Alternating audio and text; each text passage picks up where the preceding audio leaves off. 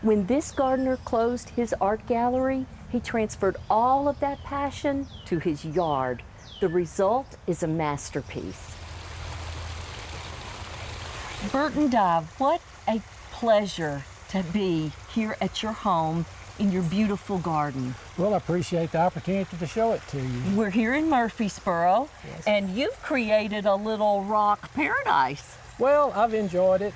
Sometimes I wonder what I was thinking when I did all this to try to keep it clean, but I enjoy the sound of a stream. I've enjoyed the Smoky Mountain stream since I was a child, so I can sit back here and listen to the stream as if I was in the mountains. I know it's a minute comparison to those streams. But nice and calming. Right, right. And this was nothing. Nothing. I brought in all these rocks here, and some of the large ones I rented a dingo walk behind thing to place the big ones, and most of the others I did with a rock dolly that I own.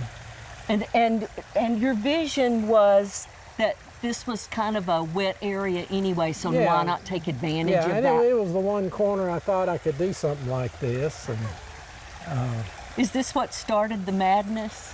The gazebo started it. We had the gazebo first. We bought the gazebo that has the screens on it so we could get away from the mosquitoes, and then this was the next idea, I think. Gotcha. Yeah. So the paths that you've created, and you laid all the brick? I laid all the bricks there on the sand, and they do good till the moles and the roots hit it. And then I've redid I think all of them twice from the moles and the roots. So you've got pea gravel, you've got larger gravel, you've got bricks, you've got rocks, you've got stepping stones. Yeah. You've got it all.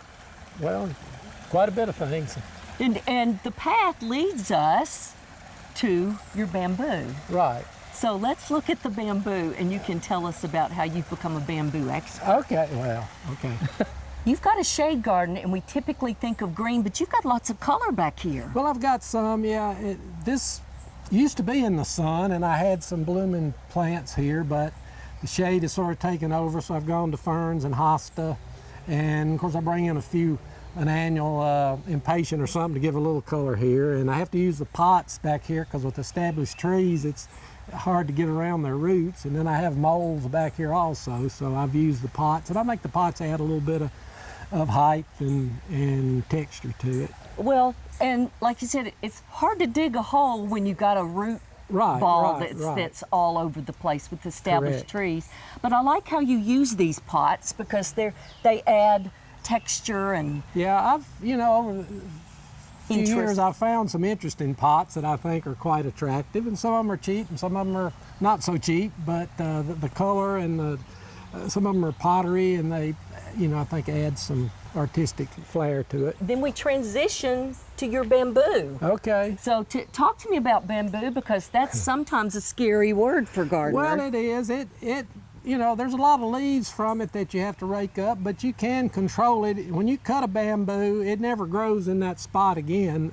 It doesn't keep growing like a privet bush, so you can control where it goes. I mean, if you're too close to neighbors, it could be a problem getting in their yard, but we kind of cut it back and let it grow where we want it to grow. And when does it send up the new sprouts? It starts usually here in the sunnier areas about the end of March and through maybe through mid-May to the end of May, and then it doesn't sprout after that till the next year. So if during that time period you'll just be vigilant about clipping back. Right, yeah, up through May we would cut back where we don't want it. And I started out doing it to add some privacy over here. At the time that fence wasn't there, and I added it, and I always thought bamboo goes by a stream. I grew up in Allenville, and Stewart's Creek run by our house there, and there was bamboo all along the stream there, so I've always liked bamboo for that reason.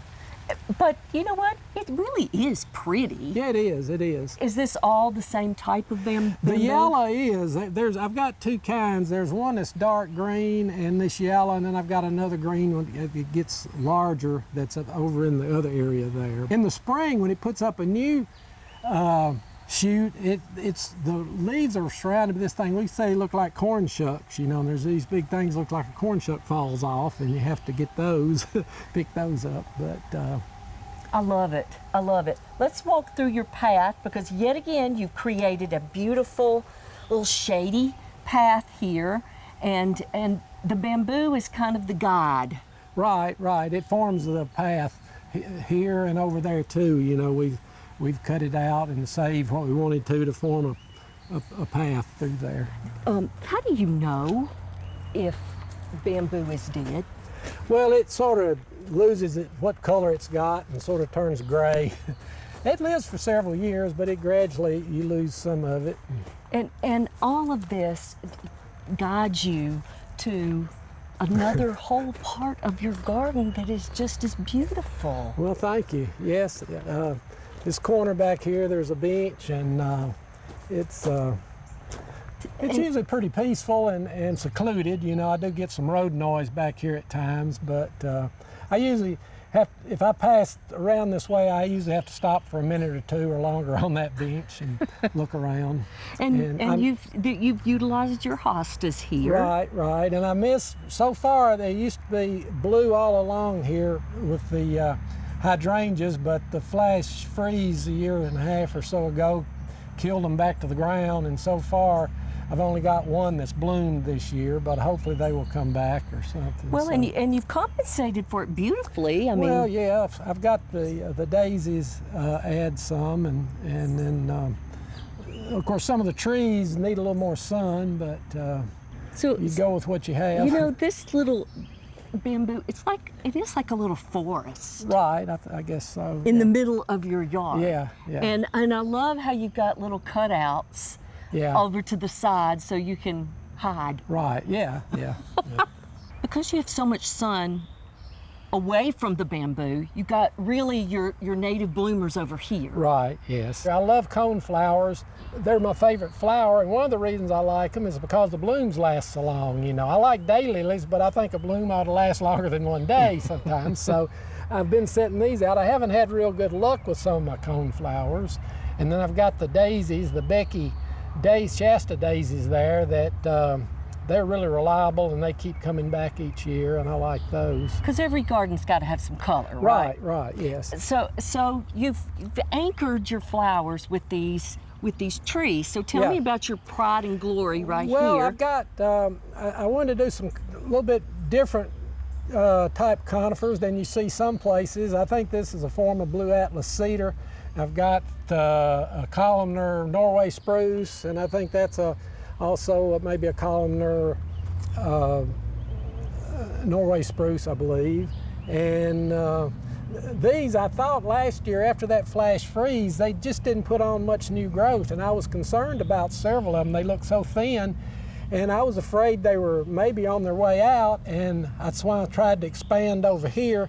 If I lost these, then my path would be one-sided, so I've added 3 small ones here just in case. But then this spring, all the stuff that didn't flush out last year seems like they put double flush on this year, and it's just, I've been encouraged that they all look so much better this year than they did last year. So you've expanded, and then it came back and said, yes, okay, and I'm still alive. Over here, I brought in some dirt and put here and added these smaller, I think that's a deodar cedar and 2 columnar Norway spruce, and that gave me a little more room to set some more plants to get some color. Absolutely, it's beautiful. And again, this is something that you created. What's your vine that you've got growing? That's periwinkle. And I love the little purple blooms in the spring. Yeah, it blooms here, and it must like this area, because you know now we had ground cover. I mean, used to put mulch, but now it's, you know, almost very few weeds. Sometimes a privet bush comes up through there or something. So it seems to be happy here, and even though it's got some sun, I think it's sort of like shade. It's a perfect ground cover, isn't it? And it's always green and nice, and you know, Diane trims it back off the rock sometimes so it don't grow all the way out. Yeah, it does here. like to spread, and you got